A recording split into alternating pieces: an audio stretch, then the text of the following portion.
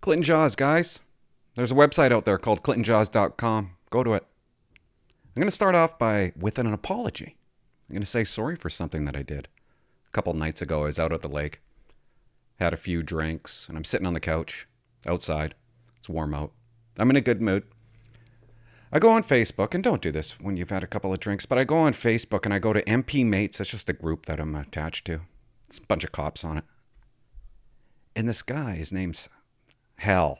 I think his name's Hal. I don't know. I had a couple drinks. I can't remember his name. And what he says, he makes a post. And it basically, I'm going to get it wrong, but it basically says, hey, whatever you do, I don't want to hear anybody putting down the commissioner. I don't want to hear any personal attacks. Because the commissioner has spent a couple of days at the Mass Casualty Commission testifying a little. And he warns everybody, if you attack her, I'm going to report you. So, of course, I made a comment, and it was, oh, poor you, something about poor you. She called everybody racist, okay? She basically called every employee in the RCMP racist. And you're going to get upset that we might poke some fun towards her way? Did I say that right? Poke some fun? Yeah. Make fun of her a little. And I think that's all I said. I think I talked about her diet. And then I wake up in the morning, and sure as, I guess Hal reported it, because the post is removed. And the reason why I checked it in the morning was because I was going to delete my comment. I didn't like it. I didn't like that I said, poor you. I thought that was dumb. It was immature. I don't want to be one of those peoples. You know what I mean? And so I was going to delete it, but it was already deleted. They deleted it. And then the head of MP Mates came on and said, I don't know, he made some kind of mention of, he had to delete the thread because, I don't know, I didn't really read it. But anyways, Hal, I'm sorry, okay? And sorry for attacking your leader. And you know what? This is what we're going to be doing right now. I've watched every word that Brenda Lucki testified to, and I'm going to show you some stuff. There's going to be a series of videos. Who's the RCMP commissioner, guys? It's Brenda Lucki. Okay, this is for people in America. She's the top dog in the RCMP, okay? She's the biggest leader. One of the biggest leaders in Canada when it comes to policing. And they've covered everything with her, just about everything.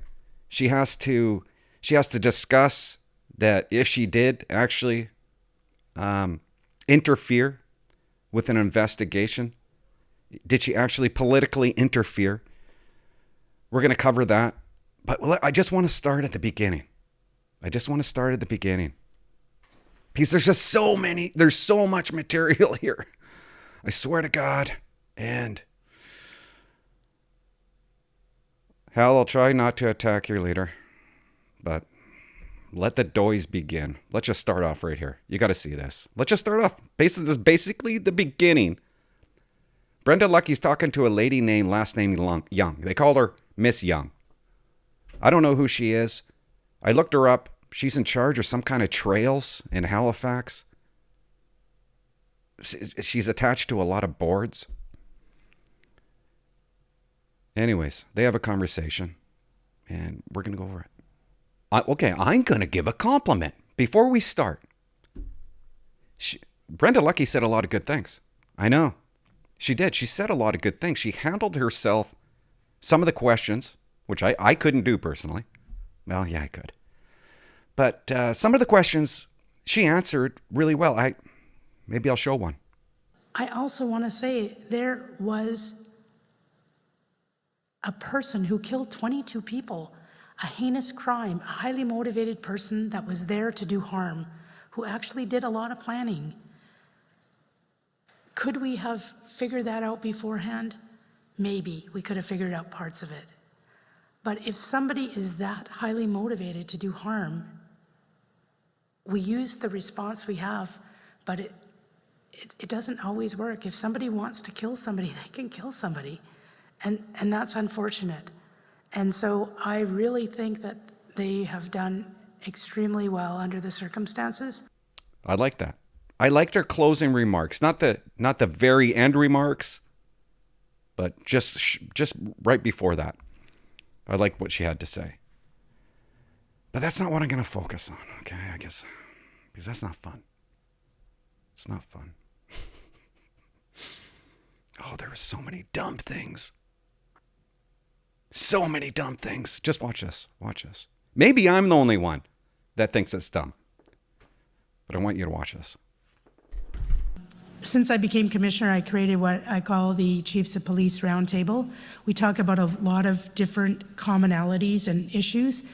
Who are the members of that organization? There's 1 to 2 representatives from each province and territory, and it's policing chiefs. It's chiefs of various police agencies representing big municipalities, small Indigenous police agencies, and medium size across from coast to coast to coast. Is that a voluntary body focused on policymaking? It's focused on issues such as systemic racism was one of the issues, which led into crisis intervention and de-escalation. Isn't that amazing? Yeah, it's easy to say, right? It's easy just to skip out, but go over. It's easy to just glide over. She meets with all these police chiefs around Canada, and they talk about systemic racism. The fairy tale, systemic racism. What do they talk about? How do they fix systemic racism? De-escalation skills, de-escalation training. That's what they came up with. What does de-escalation have to do with racism? Can you give me an example? They never do. Can you think of one? Leave a comment. That's what they got out of it. We're going to fix systemic racism with more training with de-escalation. Because apparently, I guess we're too escalated when it comes to certain groups in Canada. I don't know. I'm just guessing. Ridiculous. Waste of time. I just wanted to say that. Different police forces speaking with one voice is not always well received by other chiefs of police. For example, in Nova Scotia, the perception of some municipal chiefs of police was the RCMP just wanted that one voice to be the voice of the RCMP. So how do you deal with that? I agree with you. When I first got in the chair, I kept hearing the expression, the big red machine. And I went, honestly, that's not who we are.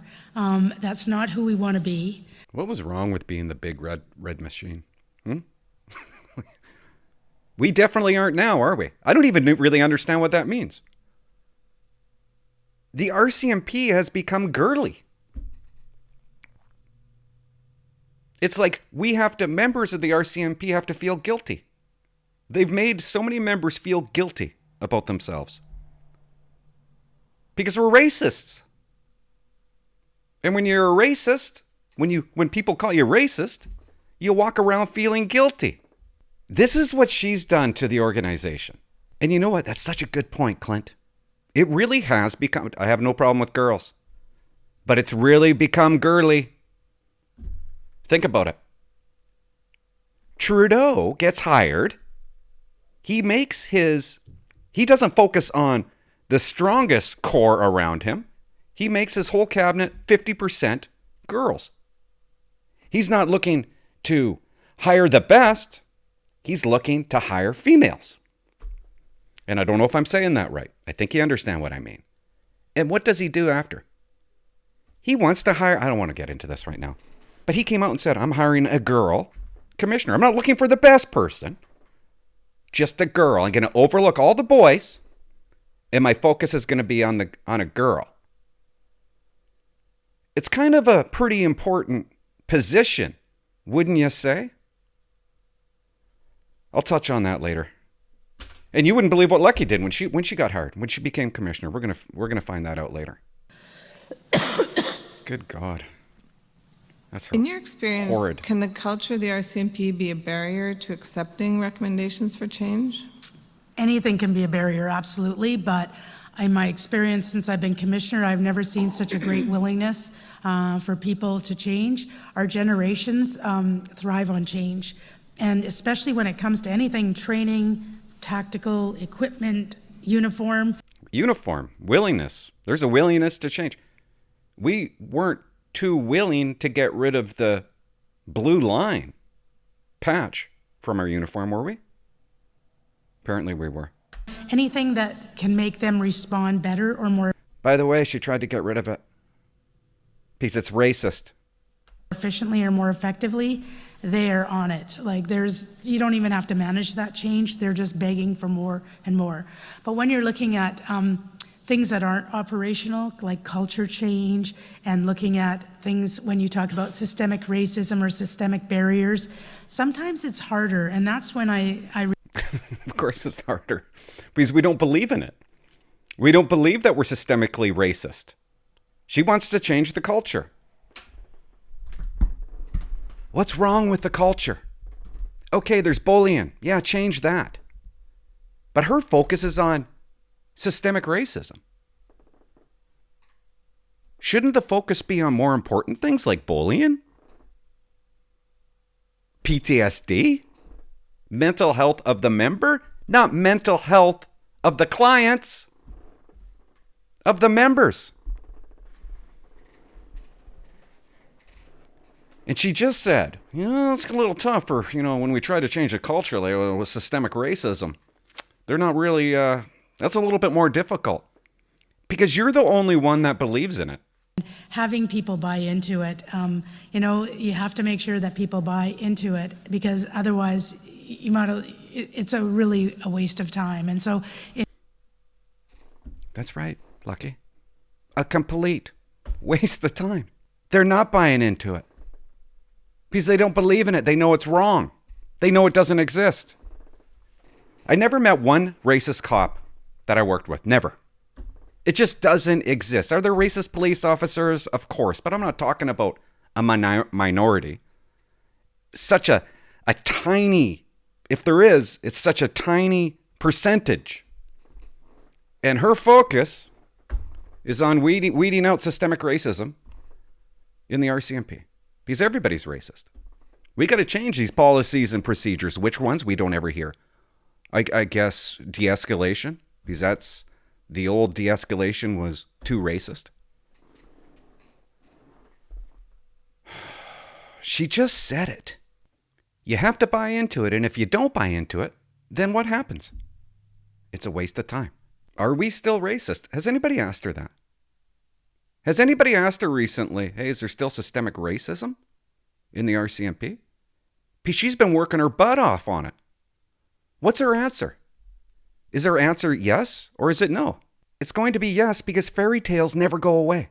What has she done about systemic racism? She came out with 17 initiatives. So it must be eliminated, right? What were her words? And what did she say? She said this a long time ago. We're looking at those systems and those processes that will eliminate systemic racism. Well, is it eliminated? She came up with 17 initiatives. De-escalation training. Response to mental health calls, because we're not doing that right, I guess. That's racist. This is what they came up with. Anti-racism training. Thank God for that. Cultural and humility training. Okay. Oh, this is great. Indigenous Co-Development Collaboration and Accountability Office. Her words are, we want to eliminate systemic racism. Is it ever gone? In 10 years, it won't be gone. There's going to be a new commissioner saying there's systemic racism. But her focus was to eliminate it. So I think it's right to ask her now, do you still believe there's systemic racism in the RCMP? Do you believe the RCMP is systemically racist? Ask her now. When will we ever be able to say, no, it's not? Okay? There is no systemic racism in the RCMP. When are we going to actually be able to say that? Never, because it doesn't exist. Waste of time. Damn rights. Complete failure, really. If she admits that there's still systemic racism, she's failed. She's completely failed. If she admits that there's still systemic racism in the RCMP. It's one of the main reasons people don't want to become police officers. People don't want to become RCMP members because of her. It's one of the main reasons We have a resource problem. Not enough applicants. It has completely dropped, guys.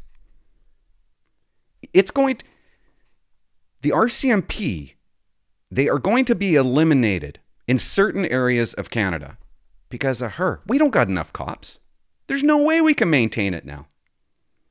Because she's focused on changing the culture. Because it's so terrible. But you never hear an example. Like, what are we doing wrong? What is the RCMP doing wrong? You go to these calls, you have a guy that wants to kill 22 people. He's going to kill 22 people. All my career, after these bad things happen, people sit down at a desk, they discuss it, and yeah, they do come up with some good things out of it. Like the carbines came out of it, eventually. Even though Heidi Stevenson didn't have a carbine because she didn't pass the training, which is ridiculous. So good things do come from it. But man, the training we go through, a cop is a cop, guys. Can we not just focus on being proud? How do you get that back when you got her sitting there talking about all the changes that we got to make because it's such a bad organization? She's the reason why the RCMP is falling apart. I know every commissioner before her, they weren't all that great either. This is what happens when you don't pick the best. This is what happens when you're forced to pick a girl. And how's she doing, guys? Did we pick the best? And I'm not saying that a girl could not be the commissioner of the RCMP. I love working with girls, okay? Believe me. I love girls. I married one. But the focus was not on picking the best. We proved we didn't.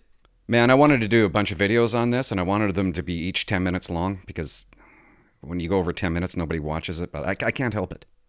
There's so many dumb things that are said here. Sorry, Hal. Ideas have to come from the bottom up. You can't just say to yourself, I'm the commissioner of the RCMP and my senior executive committee we're right, and this is what we're going to do. Well, that's exactly what you're doing. What are you talking about? You can't make this up. Because, the old expression, you can lead a horse to water, but you can't make them drink. So how do they become part of the solution, part of the ideas? And we've seen it with Vision 150 and the buy-in and the excitement around that. And we've really been able to push the envelope and move the yardstick quite a bit in those initiatives. Have you seen that mentality change over the years since 1986? Sorry, change? Have you seen the approach to change since 1986? Oh my goodness, yes. 1986, yikes.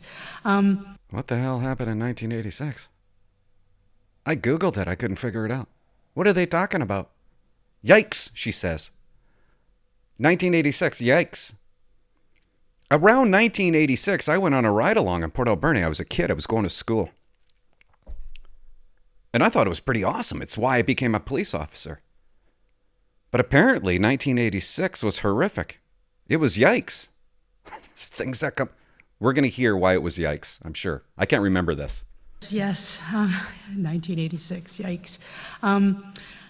It's interesting, when I was a commanding officer, and I would go to Ottawa and see the big table. And I remember it was very rank conscious, and it was on one side of the table was all the people from Ottawa, and on the other side of the table were all, there was only 2 female COs. Too many. I'm kidding. Okay, I'm kidding. Come on. Jesus. This is why 1986 was yikes. She's telling you. She's explaining it to you. And we were all on one side of the table, and the lower your rank, the further you were from the center. It was very rank conscious. Maybe we should bring that back. And I remember, I was not thinking of being the commissioner at this point, but I said, if I was ever commissioner, I would never have this table. I hate this table. I hate what this table represents. Well, how's her table? How's her table doing, guys? A lot better? And so when I got there, I had the opportunity, I remember bringing up something at that table and getting shut down. And It's because it was a stupid idea. Okay? Of course we're going to shut you down. Oh, I can't help it. Oh my God. This is what she's talking about. Something like 40 years ago. She's bringing up an example from 40 years ago. Don't we always go back, way back, to bring up an example? 1980s. It was Expo 86. That's the only thing that happened in 1986. But here we are talking about it. You ever think that maybe 1986 was better than 2022? How stupid. There were only two girls. There were only two girls at this meeting. Girls don't apply, guys. Okay? That sounds pretty good. There aren't very many. I'll bring up the stat, like I brought it up in an old video. Hardly any girls are applying to become a cop. And when they do apply, obviously not all of them get in that apply. That's why 1986 is yikes. Because she went to this meeting and there's only two girls and people were sitting on the other side of it. You should have been happy that you were invited to the meeting. You know why they needed a big table, right? God. Shouldn't have said that. Be respectful, Clint. She thinks she's a winner. She thinks she's hitting it out of the park. She said to herself that day, when I become commissioner, yeah, what? You're doing a better job? I don't know. I feel like I'm bashing girls, but I'm not, okay? I loved working with girls. Girl cops are great. Most of them I found are great. And so I don't want you thinking that I'm bashing female officers. Because I'm not anymore. Kidding. Okay, let's just continue. We're all, there was only two female COs, and we were all on one side of the table, and the lower your rank, the further you were from the center. It was very rank conscious. And I remember, and this, I was not thinking of being the commissioner at this point, but I said, if I was ever commissioner, I would never have this table. I hate this table. I hate what this table represents. And so when I got there, I had the opportunity, I remember bringing up something at that table and getting shut down. And I said, that is not conducive to creativity, innovation, hearing people's points of view. So it was really important to me when I got in the chair to create a table where people could speak honestly and forthright, be respectful. Be respectful like you did with Leah Scanlon. And Darren Campbell? I'm told that she's called people horrible human. I don't know if it's true. I'm told that she said to them during a meeting, you let the boys down. Is that respectful? Something about you being the worst person I ever worked with. Don't know if it's true, but that's what I was told. I was told she said some pretty, I don't know why we're not hearing it all. Leah Scanlon said that she said, you let the boys down. Commissioner Lucky denies it. And I don't know why Campbell and Bergerman haven't come out and said, yeah, she said it. This is actually really confusing me. But I'm getting the impression that the meeting that she had, everybody was just listening to what she had to say. And she told everybody how disappointed she was. That she promised Trudeau that she would get the list of guns. It's very important. It'll save Canadians when he passes this gun legislation. I got so much to say, guys. But she talks about like having a respectful workplace and a respectful table where everybody can voice their opinions? Right. Speak honestly and forthright, be respectful, challenge the commissioner, challenge the senior executive committee, challenge the commanding officers, and be able to speak freely. And we can do it in breakout sessions, we can do it together in groups, we're at round tables, people are mixed and matched, there is no rank in that table, and I'm really proud of that. And when I got to the table, first of all, when I first joined the RCMP, every single senior executive was a white male and was a police officer. Oh my God. God forbid they were white. Those white males, here we go. That's who applied. Lucky. White males. Still today, the majority are males. White males. Indigenous population, they don't want to become police officers. Very few apply. It's always been that way. Very few females apply. But she wants to rid of the white male. When I was going through the process, I was told by recruiting, sorry, Clint, your mark ain't high enough. We're only taking 65 white males this year. Because so many apply. That was their reasoning. Oh, I can't believe she said that. So what'd she do about that? Let's rewind that a titch. Well, when I first joined the RCMP, every single senior executive was a white male and was a police officer. Oh my God. Now my senior executive committee is a mix of civilians and regular members. There's males and there's more females, actually. We have diversity in experience, diversity in color. We have diversity in gender. Oh, that's important. And our commanding officers, when I came in as commissioner, there was 2 commanding officers that were female. At one point, we were over 50% female. We're a little bit below 50% because of some of the changes. And I'm so proud of that because it just lends so many different lenses to everything. And we do. So that's what she did. Do you get the sense? Do you see how girly the RCMP has become? She purposely put more females, replaced males, replaced males with more females. She said more females. Not the best, just more females. Trudeau makes his cabinet 50% female. He hires a female commissioner. She steps in, overlooks the boys, and puts more females on her cabinet. What else? We don't focus on the best. We focus on diversity. We focus on race and gender.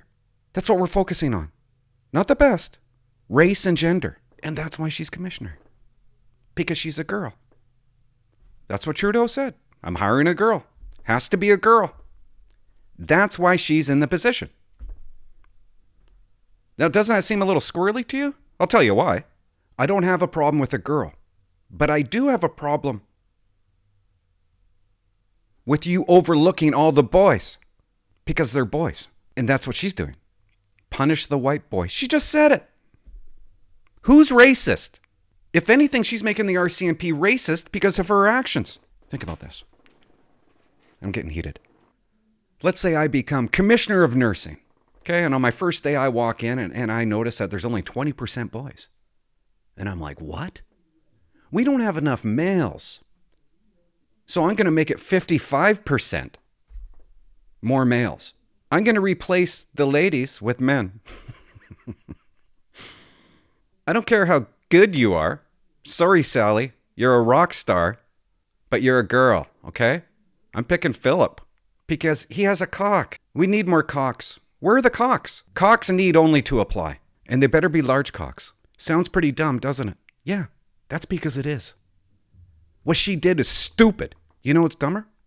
Making her commissioner. Inclusive. So everything's about being more inclusive, more diverse, and more accountable. And more girly. And extremely weak.